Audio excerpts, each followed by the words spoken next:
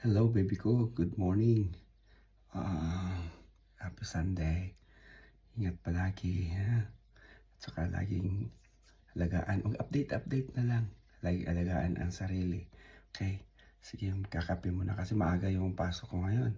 Kakape muna tayo ha. Gagawa ko ng kape. Okay. Okay. Using the blue cup. Using the blue cup.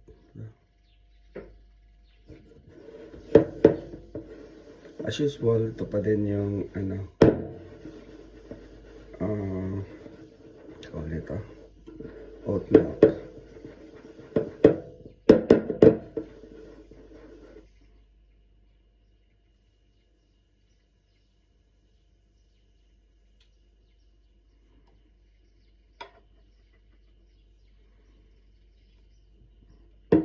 O, di ba?